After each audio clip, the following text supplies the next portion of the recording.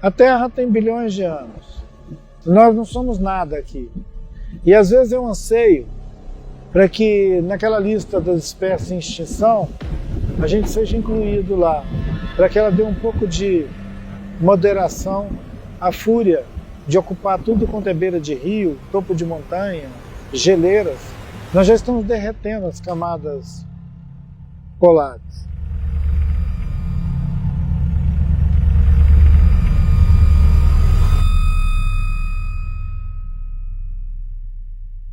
Há cerca de 5 anos atrás, está fazendo 6 anos agora, esse lugar que eu me acho encaixado nele, ele sofreu uma verdadeira invasão.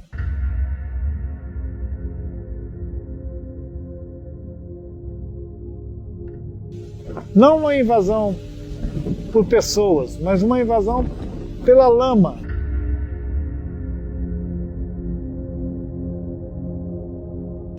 A lama da mineração que estava contida numa barragem há muito tempo, assim como um evento totalmente impensável, aquela barragem arrebentou e todas aquelas bilhões de toneladas de lama tóxica desceu na cabeceira do rio, avassalando o rio, daqui até o litoral.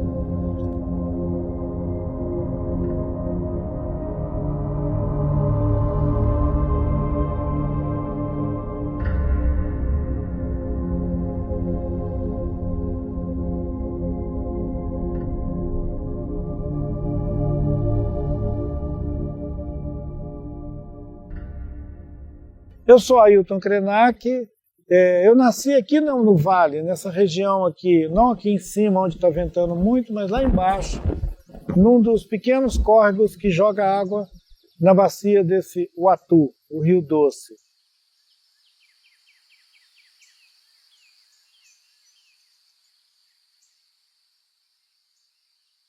Quando a lama desceu sobre o rio, e especulavam no primeiro ano sobre o que fazer para recuperar a bacia do rio, eu disse que era para suspender as atividades humanas numa faixa de pelo menos 10 quilômetros, à margem direita e à margem esquerda do rio, cessar a atividade incessante dos humanos, sair dali.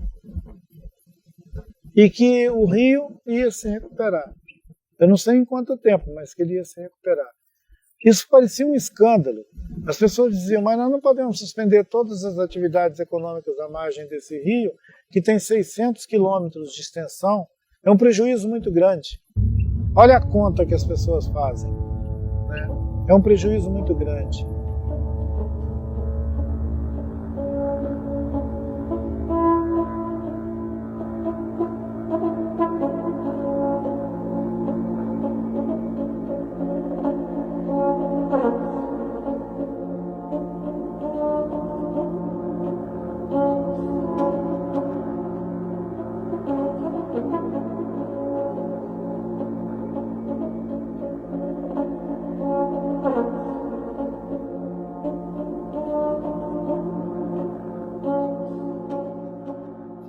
A maioria das pessoas não entendem que a supressão desse rio é impagável, não tem preço. Então não tinha que fazer um cálculo de quanto nós vamos deixar de ativar a economia se a gente parar por 10 anos.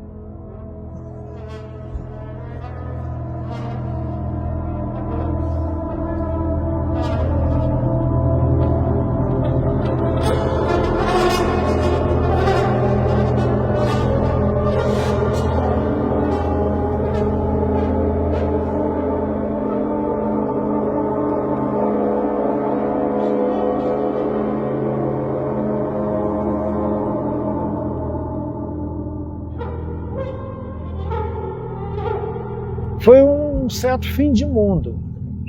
Foi um certo fim de mundo para os ribeirinhos, foi um certo fim de mundo para a nossa aldeia, exatamente por ter uma relação com o rio, que é de considerar o rio uma pessoa, uma entidade, um ser vivo. Né? O rio, o Uatu, é nosso avô. E ver ele esmagado pela lama foi um trauma assim Eu acho que é um trauma que fica para sempre. As crianças pequenas e os velhos, todos têm a mesma marca da lama nas suas retinas, né?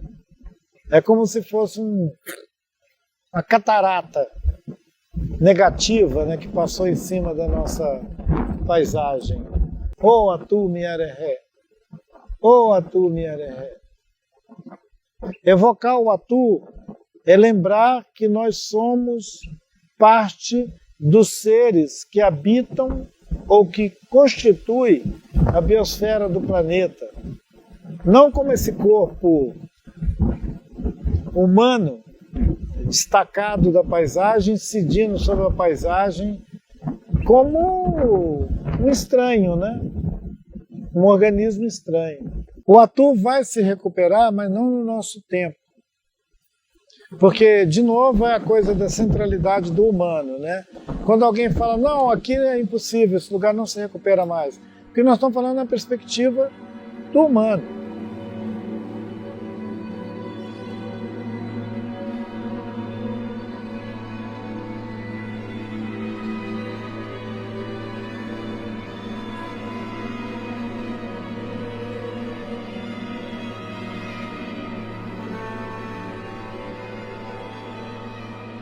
Eu, na verdade, acho que o humano é excessivo.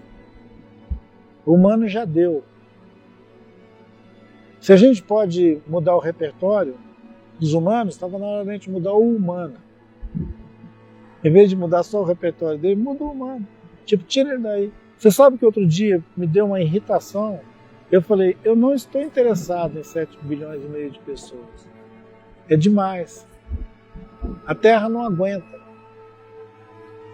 A biosfera do planeta não aguenta a gente ir para 15 bilhões. Quando a gente for para 15 bilhões, a gente já transformou tudo em esgoto. A gente pode todo mundo morar no esgoto, vai ser legal.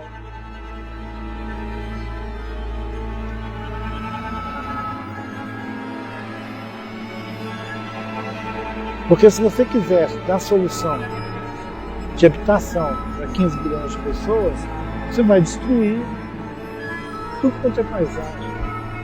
Aí nós vamos criar uma paisagem. A paisagem humana. E vai deixar de existir uma paisagem da Terra.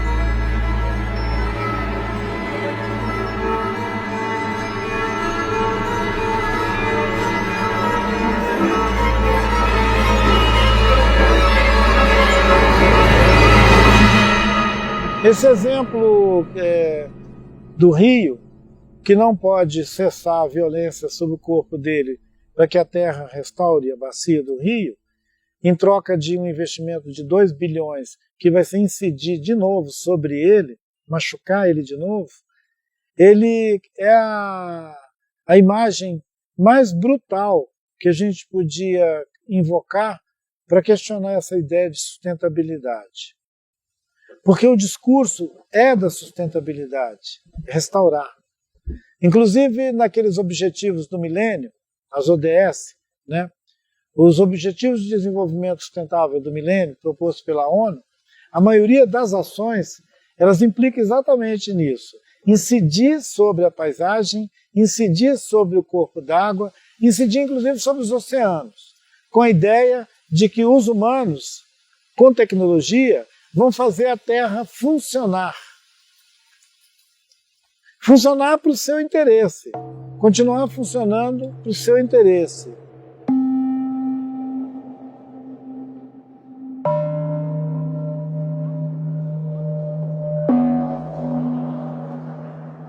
Para isso que a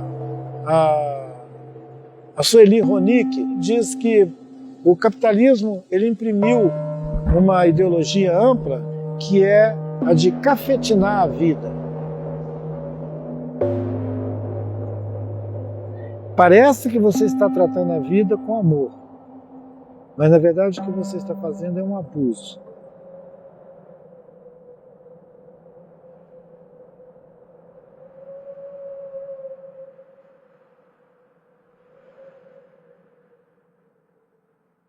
Quando você diz que você vai gastar 2 bilhões para restaurar a bacia do Rio Doce, mas não deixa parar a atividade econômica que está machucando ele, você parece que está cuidando dele, mas você está abusando dele. Dane-se o rio, na verdade.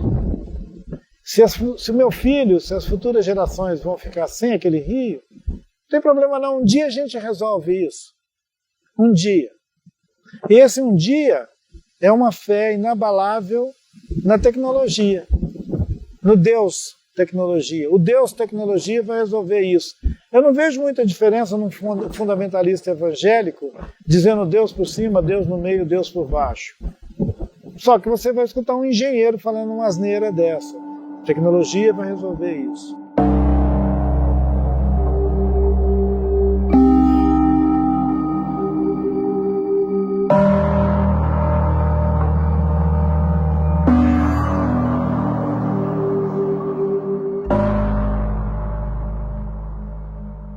Atualmente estão usando inclusive um termo, tecnologia branda. Eu já ouvi esse termo, tecnologia branda, na saúde, em outras questões. Mas eu tenho uma observação que o que chamam de tecnologia hoje é essa coisa disruptiva, que é a marca do antropoceno. Você perdeu um rio, você cria outro. É a ideia de disrupção. A cidade não comporta mais as condições da população, a gente faz outra. As habitações que eram efêmeras e que eram confortáveis, não tem mais lugar, vamos fazer uma torre. Então isso vai justificando uma contínua violência contra tudo quanto é paisagem que você puder imaginar.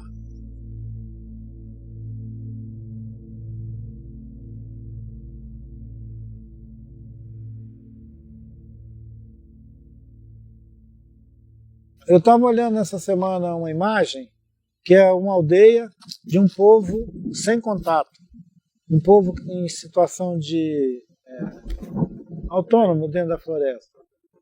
Porque os termos são muito interessantes, porque um termo sempre induz a uma ideia. Assim como uma paisagem pode sugerir landscape, né? Uma aldeia pode sugerir alguma coisa muito selvagem.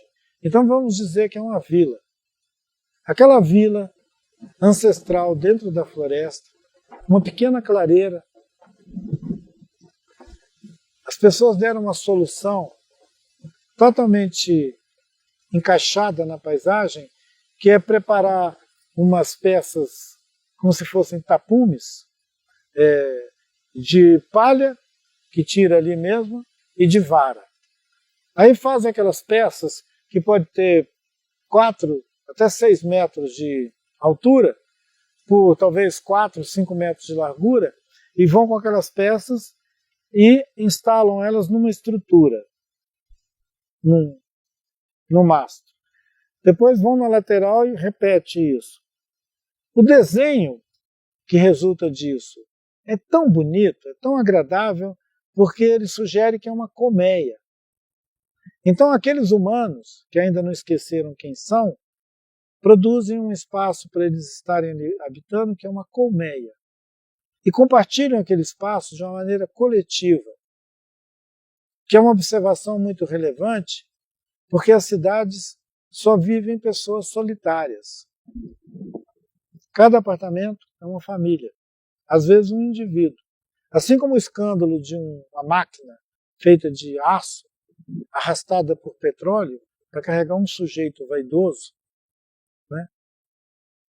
Somos também capazes de fazer plataformas de concreto, ferro, vidro, para um sujeito morar lá dentro, solitário.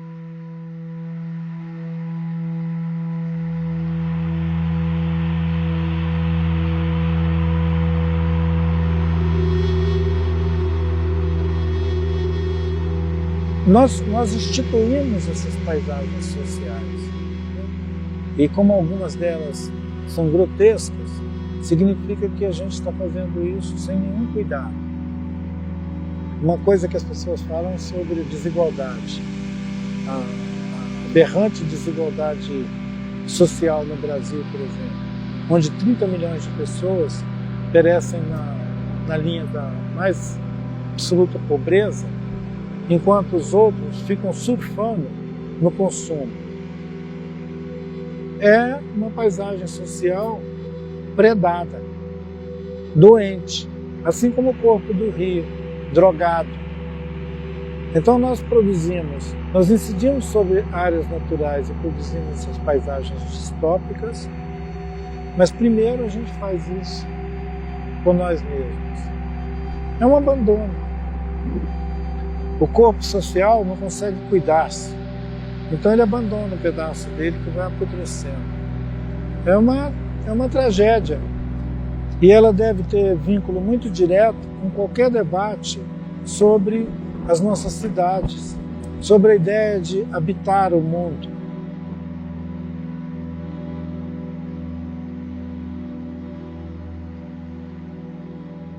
Eu me despertei muito cedo para essa ideia das paisagens como um lugar onde a gente podia ficar encaixado.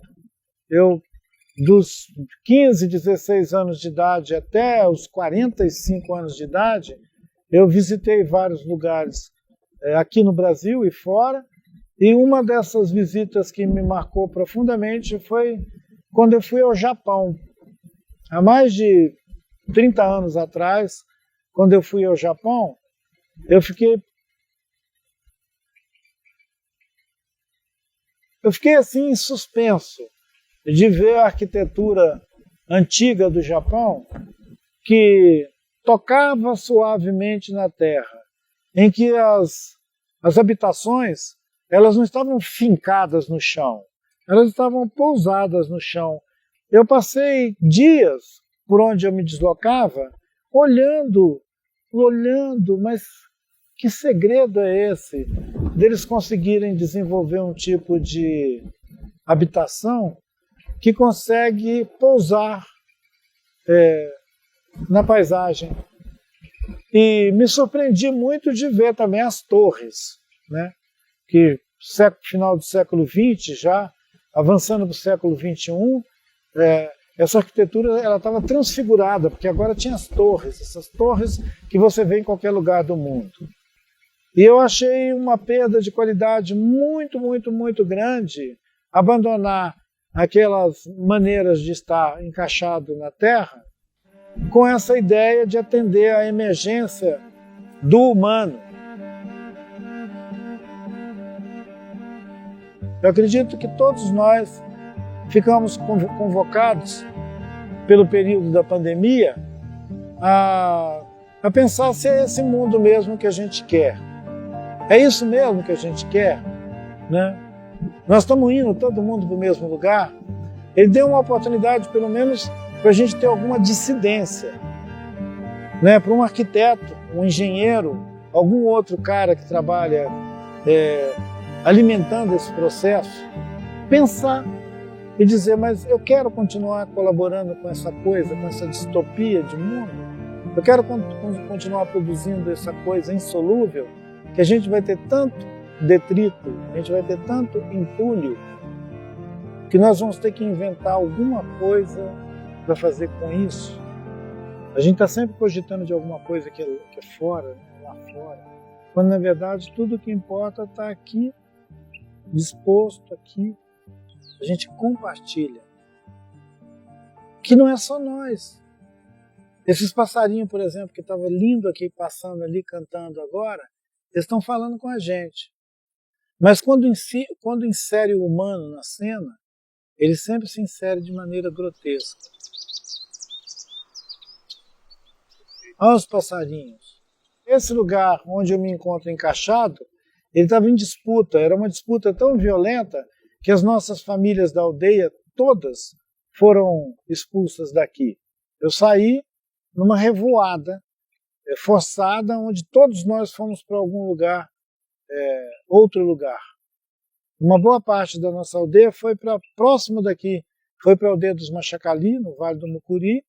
Outros foram para Carmésia, perto daqui, também cerca de 300 quilômetros daqui. E uma ou outra pessoa fez uma fuga mais remota. Eu fui um desses camaradas que foi se inserir no debate político no Brasil. E eu organizei o movimento indígena, que não existia na década de 80, e com esse protagonismo eu acabei sendo responsável por fazer uma intervenção no Congresso Constituinte do Brasil. Foi quando eu fiz aquele gesto de pintar o rosto com uma tinta preta, né, o genipapo, num gesto corajoso, que hoje eu olho em perspectiva e falo, nossa, aquele rapaz era muito corajoso, temerário. Nesse processo de luta de interesses que tem se manifestado extremamente aéticos, e eu espero não agredir com a minha manifestação o protocolo dessa casa,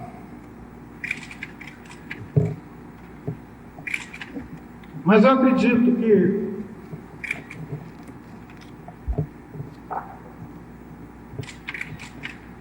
os senhores não poderão ficar omissos, os senhores não terão como ficar alheios a mais essa agressão movida pelo poder econômico, pela ganância, pela ignorância do que significa ser um povo indígena. O povo indígena tem um jeito de pensar, tem um jeito de viver,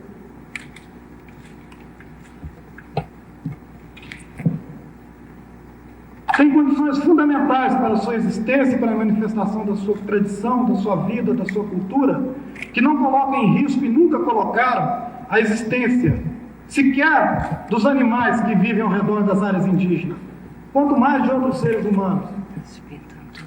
Eu creio que nenhum dos senhores poderia nunca apontar atos, atitude da gente indígena do Brasil que colocou em risco, seja a vida, seja o patrimônio de qualquer pessoa, de qualquer grupo humano nesse país.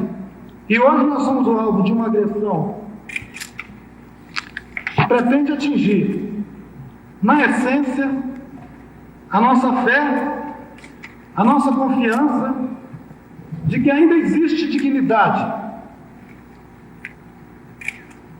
de que ainda é possível construir uma sociedade que sabe respeitar os mais fracos, que sabe respeitar aqueles que não têm o dinheiro para manter uma campanha incessante de difamação, que saiba respeitar um povo que sempre viveu a revelia de todas as riquezas, um povo que habita casas cobertas de palha, que dorme em esteiras no chão, não deve ser identificado de jeito nenhum como um povo que é o inimigo dos interesses do Brasil, inimigo como os interesses da nação e que coloca em risco qualquer desenvolvimento.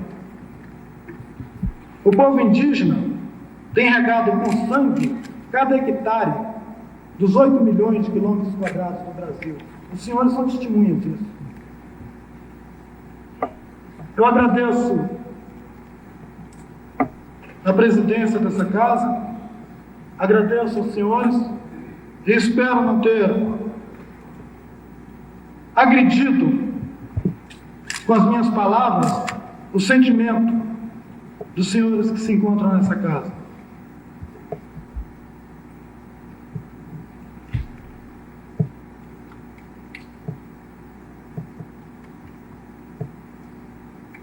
Obrigado.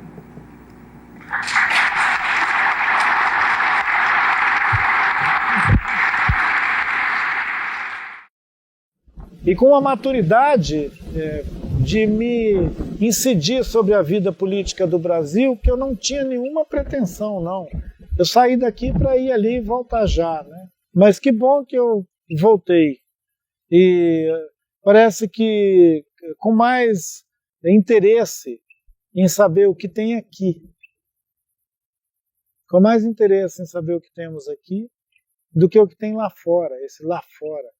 Se a gente quiser escapar do antropoceno, a gente vai ter que parar de fazer coisas duráveis e começar a experimentar produzir módulos efêmeros para a gente passar dentro deles.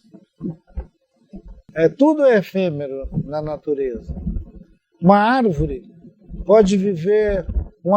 pode durar 600 anos. Disseram que tem algumas cegonhas que chegam a 2.000, 3.000 anos. É maravilhoso. Mas 2.000, 3.000 anos para uma cegonha é uma afirmação maravilhosa do que é orgânico. 500 anos para um prédio, 200 anos para um prédio, é um estorvo. Um prédio não tem que durar 200 anos, 500 anos, a menos que ele seja de bambu, igual aqueles que eu vi em Kyoto. Pisar suavemente na terra. Uma orientação que deveria, por exemplo, inspirar as nossas técnicas, as nossas tecnologias. Mas as tecnologias disparam, né, na frente e as pessoas ficam angustiadas, cada um querendo ter mais uma novidade tecnológica. A pandemia veio também para mostrar para a gente que ela pode não ser possível aqui, na biosfera do planeta Terra, dependendo da maneira que a gente quiser viver aqui. E a ideia de urbanismo, arquitetura, engenharia, todas essas ideias colaboraram ao longo do século XX para a gente chegar nesse deserto que é o século XXI, onde talvez o maior desafio que a gente vai ter vai ser o de invocar, para além dos humanos, invocar a própria Terra para que ela traga uma disrupção com essa ideia fluente da polis. Cidades. Como se a gente não fosse capaz de imaginar outro mundo.